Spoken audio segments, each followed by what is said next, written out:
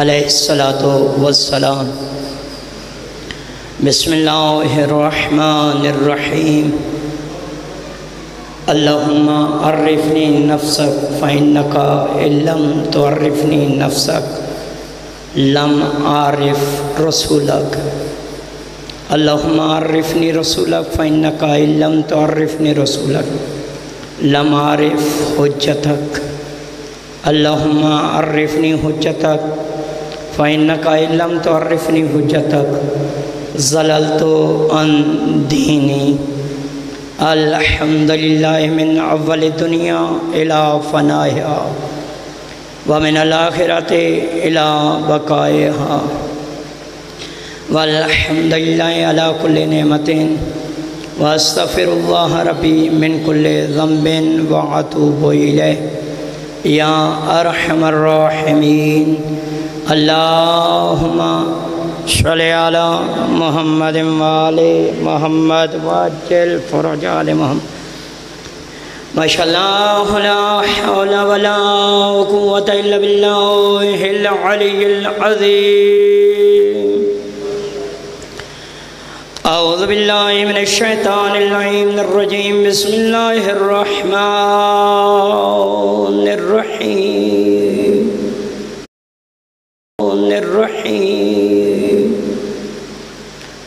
الحمد لعلہ والصلاة علی آلہا۔ اما بعد فقط قال الرحمن فی القرآن۔ بسم اللہ الرحمن الرحیم۔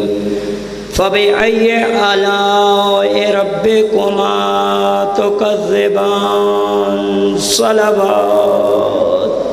اللہم صلی علی محمد وآل محمد وعجل فرج آل محمد۔ دعا ہے رب الحسین علیہ السلام بحق الحسین علیہ السلام وارث خون حسین علیہ السلام وارث پاک سیدہ صلوات اللہ علیہا کے منتقم کے ظہور میں تعجیل فرما۔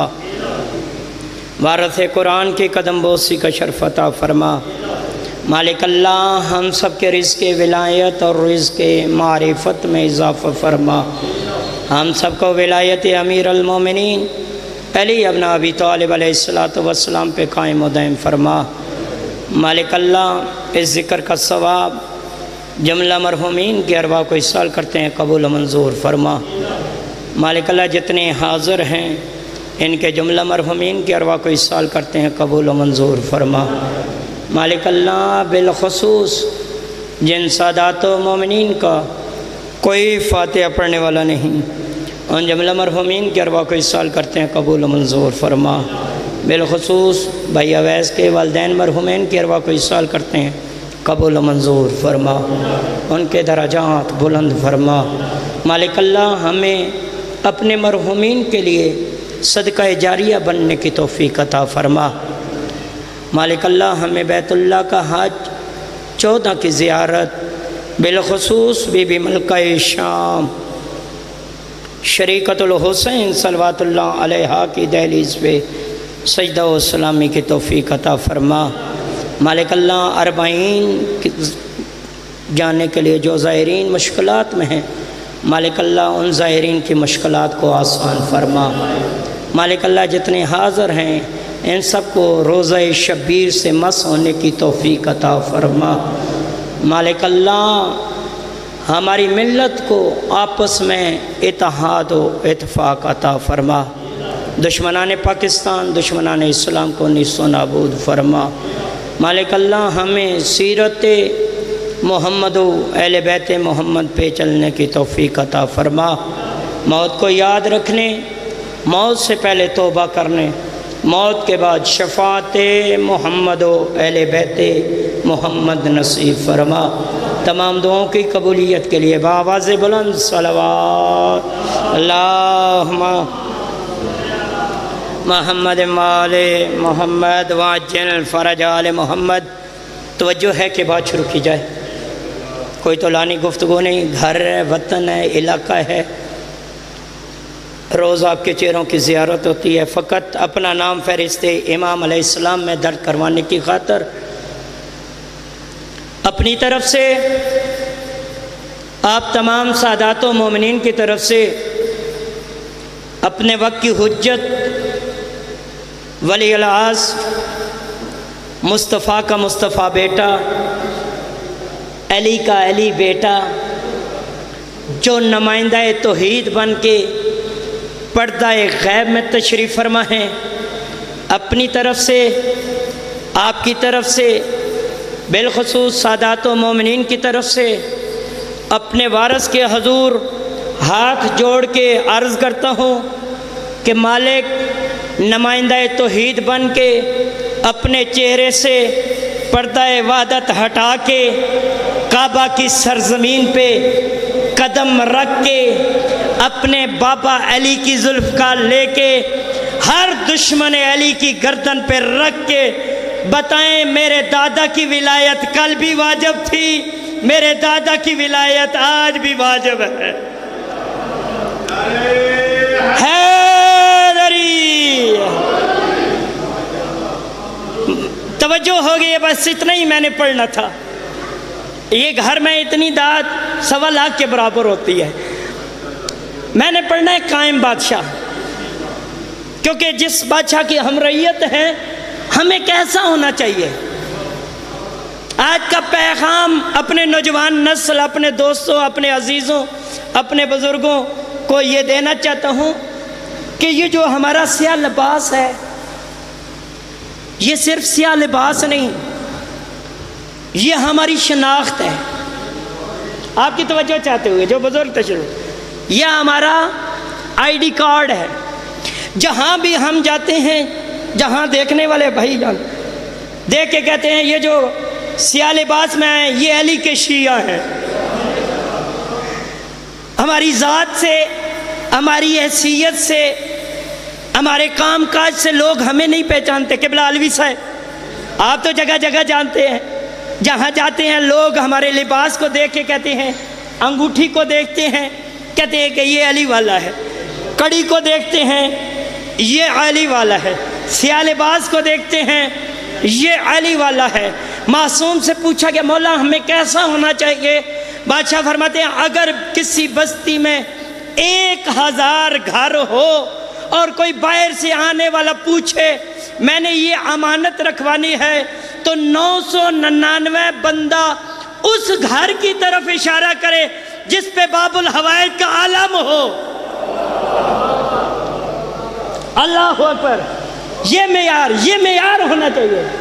نعرہ حیدری، یہ ذکر کی زینت ہے، ایسی بات ہے۔ چوتھے بادشاہ بیٹھے تھے اپنے گھر میں، کیونکہ یہ موضوع میں بتانا چاہتا ہوں کہ ہمیں کیسا ہونا چاہیے تاکہ وقت کے امام آئیں۔ ہم کہتے ہیں ہم شیعہ ہیں، کہتے ہیں کوئی نہیں، نوجوان ہم کہتے ہیں نا ہم شیعہ ہیں۔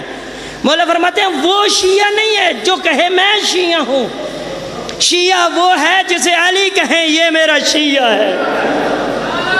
حیدری،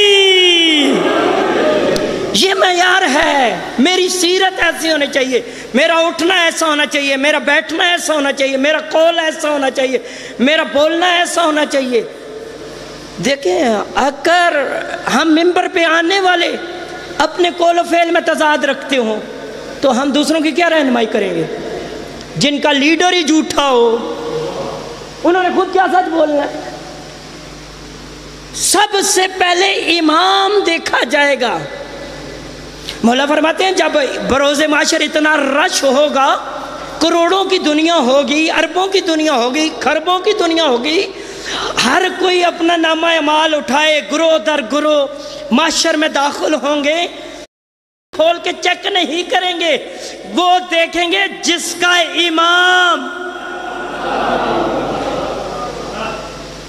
امام صادق ہوگا۔ کونوا مع الصادقین، ہو جاؤ سچوں کے ساتھ۔ وہ کون ہیں ایسے جو نمائندہ مصطفیٰ ہیں، جو نمائندہ خدا ہیں؟ وہ خود نہیں بنتے، انہیں بنایا جاتا ہے۔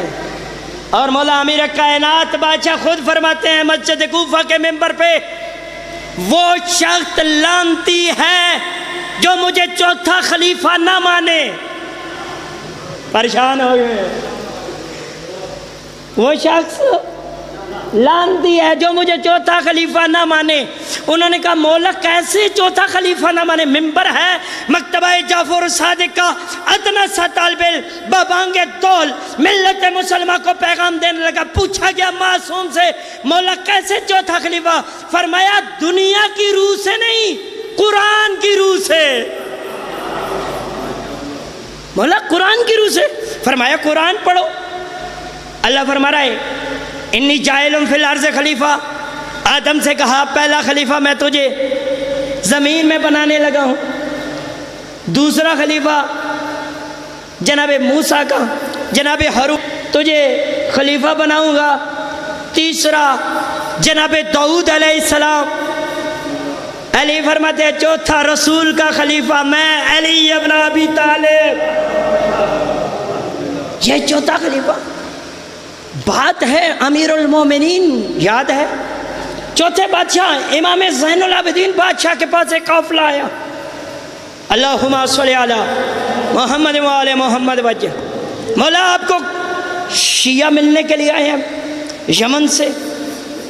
بادشاہ باہر آئے، دیکھا کہاں ہے میرے شیعہ؟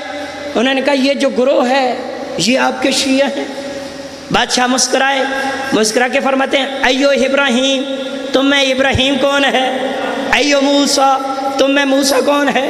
مانا ایو عیسیٰ تم میں عیسیٰ کون ہے؟ انہوں نے کہا مولا ہم میں تو نہ کوئی ابراہیم ہے، نہ کوئی عیسیٰ ہے، نہ کوئی موسیٰ ہے۔ بادشاہ فرماتے ہیں ہمارے شیعہ وہ ہیں جو ابراہیم ہو، جو عیسیٰ وَإِنَّ مِن شِيَّةِ لَإِبْرَاهِيمَ، ابراہیم میرے شیعوں میں سے تھا، میرے گروہ میں سے تھا۔ پوچھا گیا بادشاہ کیسے؟ معصوم فرماتے ایک دن توجہ ہے بات صاحب تک آ رہی ہے، آواز سمجھ آ رہی ہے؟ حضرت ابراہیم علیہ السلام مصلی پہ تشریف فرما، عبادت فرما رہے ہیں، عبادت کرتے کرتے آسمان کی طرف دیکھا۔ کدھر دیکھا جی؟ آسمان کی طرف دیکھا۔ آواز توحید آئی، جبریل آج سارے حجابات ہٹا دے۔ حجاب ہٹ گئے، جناب ابراہیم علیہ السلام نے عرش کے اوپر دیکھا۔ کیا دیکھتے ہیں؟ ایک مسند لگی ہوئی ہے، اس مسند پہ 14 کا نور۔ جناب ابراہیم نے پوچھا جبریل سے یہ کون ہے؟ فرمائے یہ وہ ہیں جس کے صدقے میں جملہ پڑھوں گا، چہرے بھی پڑھوں گا، ایک بندے کی تائید شامل ہو گئی، مجتبیٰ حسین کا مقصد پورا ہو جائے گا۔ جناب ابراہیم نے پوچھا جبریل سے یہ کون ہے؟ جناب جبریل دے کے کہتے ہیں جن کے صدقے میں اللہ نے تجھے نبوت عطا کی۔ یہ نہیں ہے، جن کے صدقے میں تجھے نبوت۔ انہوں نے کہا یہ وہ ہیں، یہ محمد والے محمد ہے۔ جی جی جی جی یہ وہ نور ہیں جن کے صدقے میں مجھے نبوت۔ اچھا جبریل یہ تو سمجھ آ گئی، یہ جو تخت پہ بیٹھے ہیں 14 یہ وہ نور ہیں جن کے صدقے میں اللہ نے کائنات بنائی، جن کے صدقے میں اللہ نے سب نبیوں کو نبی بنایا۔ یہ جو اطراف میں ہیں یہ کون ہیں؟ فرمایا یہ ان کے شیعہ ہیں۔ اللہ اکبر، یہ کون ہیں؟ ان کے شیعہ۔ جناب ابراہیم علیہ السلام نے عبادت کے بعد سر سجدے میں رکھا اور کہا مالک اللہ تو نے نبی بنایا میں نے کچھ نہیں مانگا، تو نے رسول بنایا میں نے کچھ نہیں مانگا، تو نے نبوت عطا کی میں نے کچھ نہیں مانگا، تو نے مجھے خلیل اللہ بنایا میں نے کچھ نہیں مانگا، آج تجھ سے کچھ مانگتا ہوں۔ مالک نے فرمایا ابراہیم مانگ، فرمایا مجھے علی کے شیعوں میں قرار دے۔ مالک کی آواز آئی، نبوت کا نہیں کہا، رسالت کا نہیں کہا، یہ علی کے شیعوں کا کیوں کہا؟ اس نے کہا، فرمایا مالک مجھے تیری وحدانیت کی قسم، مصطفیٰ کے صدقے میں تو نے مجھے نبوت دی، اس نبی کی نبوت کا واسطہ، علی کی ولایت کا واسطہ علی نے آدم سے لے کے عیسیٰ تک نبیوں کو نہیں کہا کہ یہ میری اہل بیت میں سے ہیں، یہ سلیمان کو کہا، سلیمان منا اہل البیت۔ یہ شیعوں کا رتبہ ہے کہ آل محمد کہتے ہیں کہ منا اہل البیت، کہ سلیمان تم میری اہل بیت میں سے ہو۔ ہمیں کیسا ہونا چاہیے؟ سوال یہ ہے کیسا ہونا چاہیے؟ ایک بندہ جو زیارات کے لیے گئے ہیں وہ تائید فرمائیں گے، مسجد جمکران جو ہمارے وقت کی حجت نے خود، قبلہ علوی صاحب آپ تائید فرمائیں گے، ہمارے وقت کی حجت نے خود اس مسجد کو تعمیر کروایا۔ یہ پورا واقعہ ہے، کس طرح جگہ لی گئی، کس طرح وہ چراوے کو کہا گیا، پھر اس کی بھیڑوں میں سے ایک بھیڑ کو منتخب کیا گیا، پھر یہ سارا واقعہ۔ جب جاتے ہیں نا جمکران میں تو وہاں پہ وہ دفتر والے آپ کو پورا واقعہ اور وہ پیپر لکھے ہوئے دیتے ہیں کہ مسجد جمکران کیسے تعمیر ہوئی۔ نیٹ پہ بھی کہیں کہ مسجد جمکران کا تیار شدہ واقعہ، تو وہ سارا واقعہ آپ کے سامنے آ جاتا ہے۔ مسجد جمکران میں حکم ہے، مالک آپ سب کو لے جائے، کہ جب آپ وہاں جاتے ہیں تو 2 رکعت نماز ہدیہ امام زمان علیہ السلام پڑھتے ہیں۔ کیا پڑھتے ہیں جی؟ یہ بہت بڑا میسج ہے، اگر ایک بندہ بھی اس پہ عمل کرے، میں کہتا ہوں کوئی مشکل سے مشکل، بھائی کوئی مشکل سے مشکل کام آپ ذہن میں رکھ لیں، آپ کا وہ پورا ہوگا۔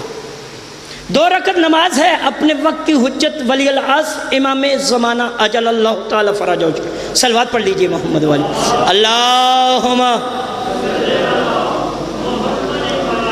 محمد وعجل فرج عالمان۔ جب آپ وہاں جاتے ہیں 2 رکعت نماز وقت کی حجت پڑھتا ہوں قربتاً الی اللہ، نیت کر کے اللہ اکبر، سورہ فاتحہ پڑھیں۔ سورہ فاتحہ میں جب آپ پہنچتے ہیں ایاکا نعبد و ایاکا نستعین، اس کو 100 دفعہ رپیٹ کرنا ہے۔ کیا کرنا ہے جی؟ ایاکا نعبد و ایاکا نستعین۔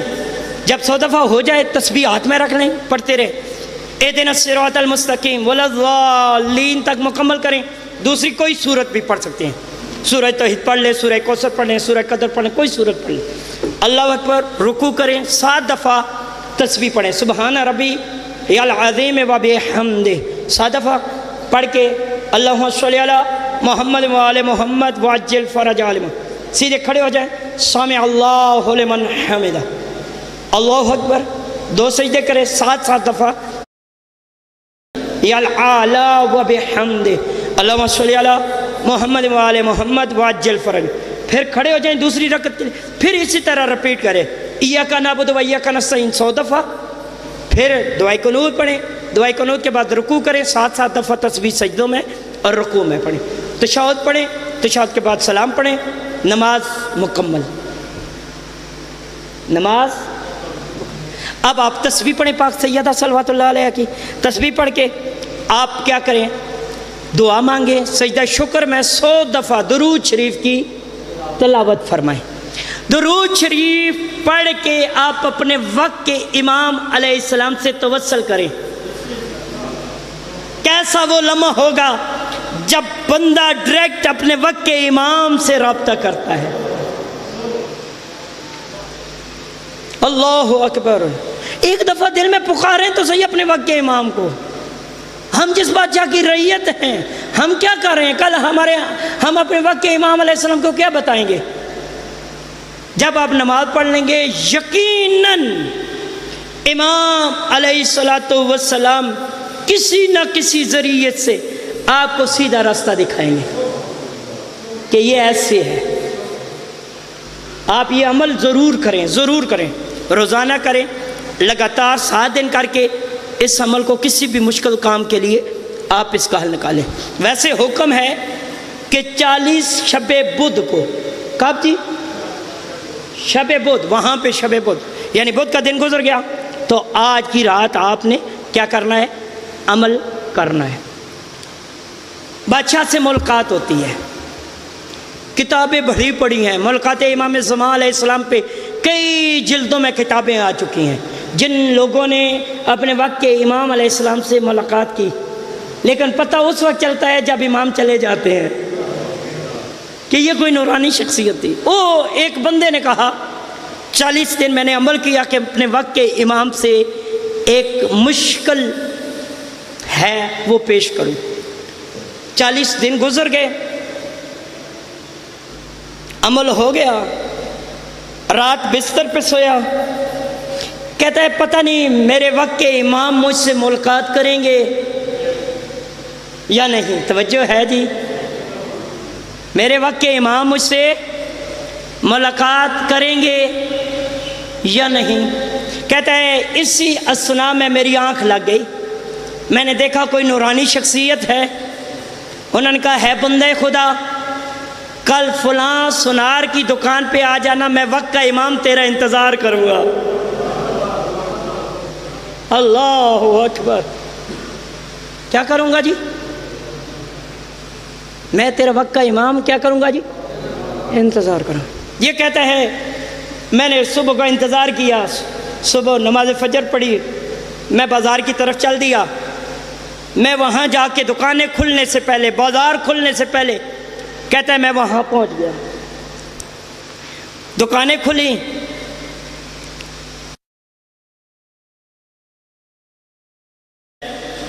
جو مجھے کہتی ہے بندے خدا میرا سلام،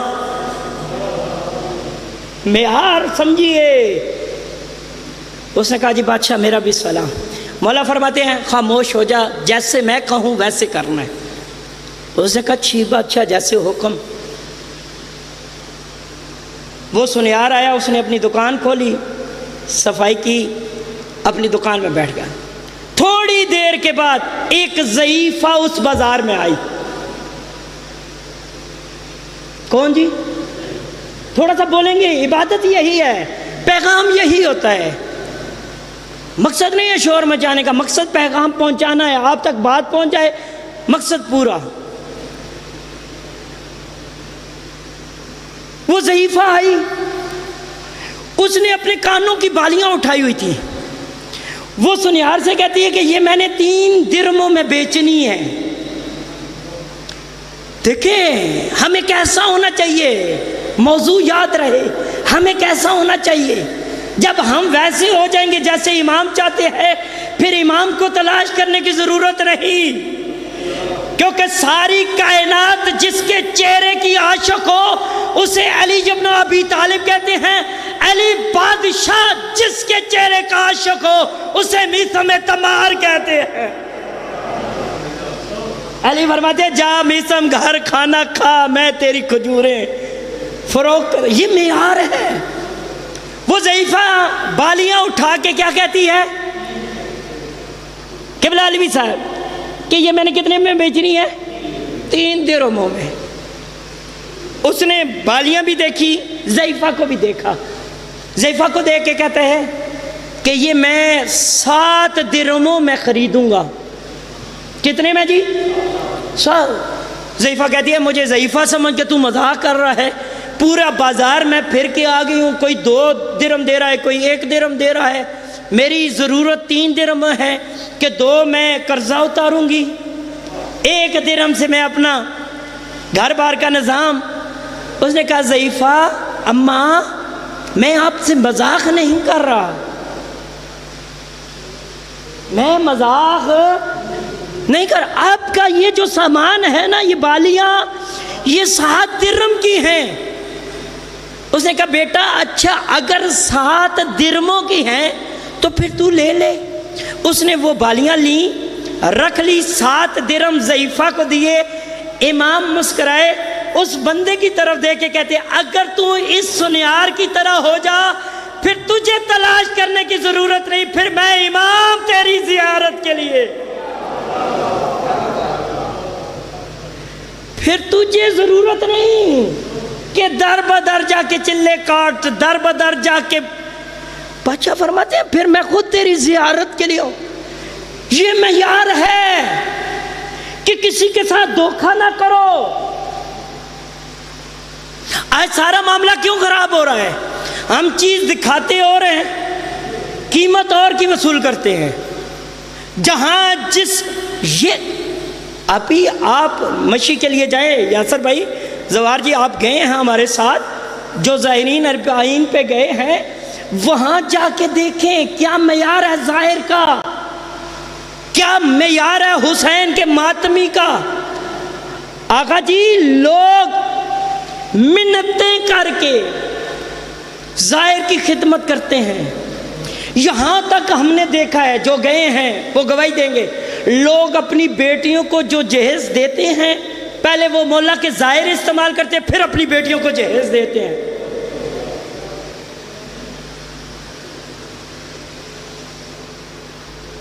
ہم کیا کرتے ہیں؟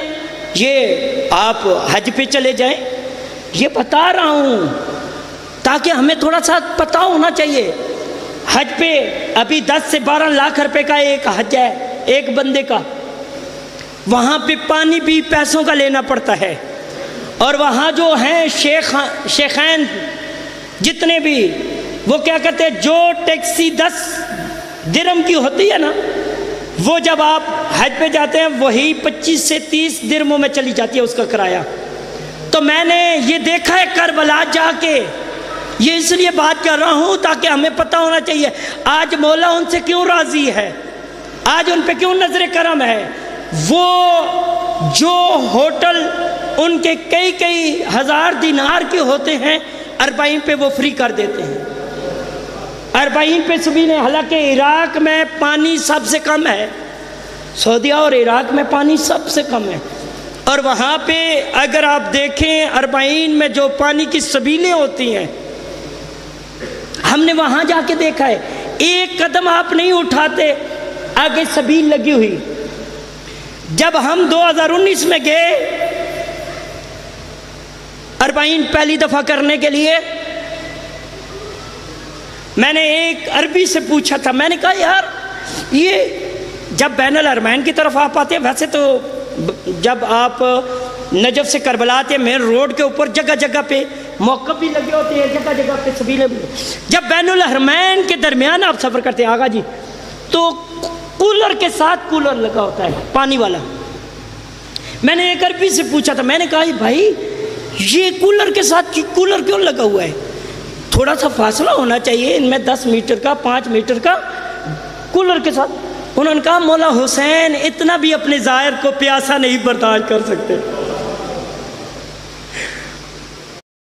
اتنا پیاسا نہیں برداشت کر سکتے کہ میرا ظاہر ایک لحظہ میں کربلا میں آئے اور پیاسا رہے۔ حرام کا وضو ہو گیا ہے اسی جملے پہ، جو کسی ظاہر کو پیاسا برداشت نہیں کر سکتا تھا اس کا اصغر 3 دن پیاسا رہا۔ ظاہر تیرا بڑا مقام ہے، واللہ حقیقت سمجھے کہ ظاہر کا ایسا مقام ہے بندہ سوچ بھی نہیں سکتا کہ ظاہر کس عظمت کا مالک ہے۔ افریقہ کا میں کتاب پڑھ رہا تھا معجزات عباس، آج کل PDF موجود ہے نیٹ پہ، اس میں جو دوسرا واقعہ لکھا ہے نا ظاہر کا مقام، نبی کائنات نے ایسے نہیں فرمایا تھا من زار الحسین فقط زارانی، جو میرے حسین کا زبار ہے، بسم اللہ قبلہ، صلوات پڑھ لیجئے محمد و آل محمد، اللہ صلی علی محمد و آل محمد وجل۔ بادشاہ آپ کی انتظار تھی، وارث ممبر تشریف فرما ہے، بس میں اختصار کی طرف جاتا ہوں۔ من زار الحسین فقط زارانی، جو میرے حسین کی زیارت کرے، اس نے میرے حسین کی زیارت نہیں کی، میری زیارت کی۔ فقط زارنی فقط زار اللہ، نبی فرماتے ہیں جس نے میری زیارت کی اس نے اللہ کی زیارت کی۔ پوچھا کہ بادشاہ یہ کیا؟ کربلا زیارت حسین کی، آپ کہتے ہیں اللہ کی زیارت۔ مولا فرماتے ہیں 2 ہی مقام تو معلّہ بنے ہیں، ایک عرش معلّہ ہے، ایک کربلا معلّہ ہے۔ تاریخ علماء سے جب کے پوچھئے معلّہ کسے کہتے ہیں؟ قبلہ سید آپ تائید فرمائیں گے معلّہ کسے کہتے ہیں؟ معلّہ اسے کہتے ہیں جہاں اللہ ہو، جہاں اللہ ہو۔ اللہ ہر جگہ پہ موجود ہے۔ فَأَيْنَمَا تَوَلُّوا فَثَمَّ وَجْهُ اللَّهِ، تم جدھر منہ کرو گے تمہیں کیا نظر آئے گا؟ اللہ کا چہرہ۔ مجھ ذاتی عباس، طول نہ پکڑ جاؤں، مجھ ذاتی عباس کتاب کا نام ہے، اس میں دوسرا واقعہ یہ لکھا ہوا ہے، افریقہ کا ایک جوان جس کا نام خوجہ، خیوا جیم جا، خوجہ، وہ مولا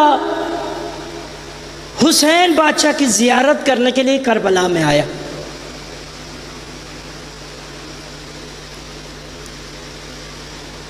جب کربلا پہنچا، زیارت امام حسین کرنے کے بعد روضہ مولا عباس میں پہنچا۔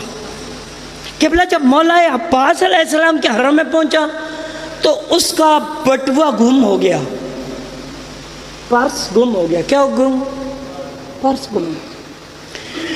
اب یہ طواف بھی کر رہا ہے اور اپنے پرس کو بھی تلاش کر رہا ہے کہ شاید مل جائے۔ تھوڑی دیر کے بعد اس نے جب دوسرا چکر لگایا نا، اسے پرس زمین پہ نظر آیا،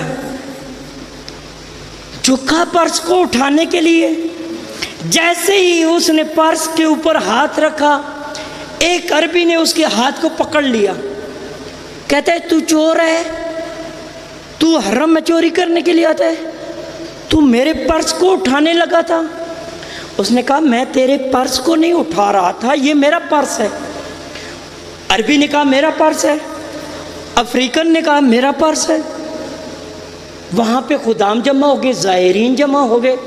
توجہ ہے جی؟ انہوں نے کہا جی پرس کس کا ہے؟ افریقن کہتا ہے میرا، عربی کہتا ہے میرا۔ انہوں نے کہا بھائی پرس بند ہے، آپ دونوں بتائیں کہ اس پرس میں کیا ہے؟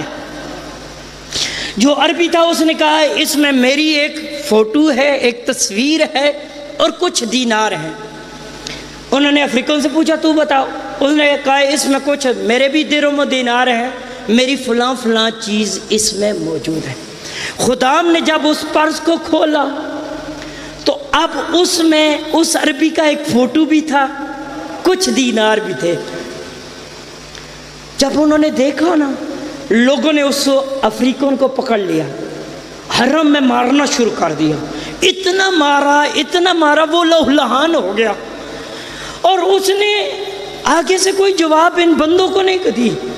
اس نے زری کی طرف رخ کر کے مولا عباس علیہ السلام کی طرف رخ کر کے کہا باب الحوائج، آپ کو پتہ ہے میں افریقہ سے آپ کی زیارت کے لیے آیا تھا، مولا آپ کو پتہ ہے آپ تو باب الحوائج ہے، میں چوری کی غرض سے نہیں آیا تھا، یہ تو میرا پرس تھا، میرا بھی پرس اسی طرح کا تھا، وہ گم ہو گیا۔ بچہ آپ تو جانتے ہیں، بچہ آپ کے سامنے لوگوں نے مجھے بڑا مارا، مولا آپ دیکھتے رہے لوگوں نے مجھے مارا، مولا میں اب نجف جا کے آپ کے بابا علی کو شکایت کروں گا کہ میں مولا باب الحوائج کی زیارت کے لیے آیا تھا، میرا پرس بھی گم ہو گیا، لوگوں نے مجھے بڑا مارا۔ میں کہوں گا ہے افریقن، تو شکایت کے لیے جا رہا ہے نجف اشرف، تیرے سامنے باب الحوائج کے روزے میں لوگوں نے تجھے مارا، اللہ جانے شام کے بازار میں باب الحوائج کے سامنے معصومہ کو لوگوں نے کتنا مارا۔ اللہ اکبر۔ ہے افریقن تو جا رہا ہے شکایت کے لیے، جا۔ یہ نکلا نہر حسینی کے ساتھ ساتھ نجف کی طرف، کہتا ہے میں رستے میں پہنچا، کتاب کے جملے ہیں قبلہ، کہتا ہے میں رستے میں پہنچا، مجھے نجف کی طرف سے ایک گھوڑا سوار چلتے ہوئے دکھائی دیا، وہ میرے پاس آ کے رکا، مجھے کہتا ہے بندے خدا پریشان معلوم ہوتا ہے۔ اس نے کہا جی پریشان ہوں، لوگوں نے مجھے باب الحوائج کے روزے میں بڑا مارا، میں شکایت کے لیے نجف اشرف جا رہا ہوں۔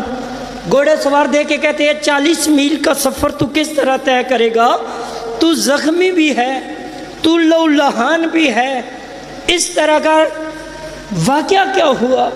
اس نے کہا میرا پرس گم ہو گیا تھا حرم باب الحوائج میں، وہاں پہ ایک عربی کا بھی پرس تھا، میں اس کو اٹھانے لگا، اس نے کہا یہ میرا پرس ہے، میں نے کہا میرا پرس ہے۔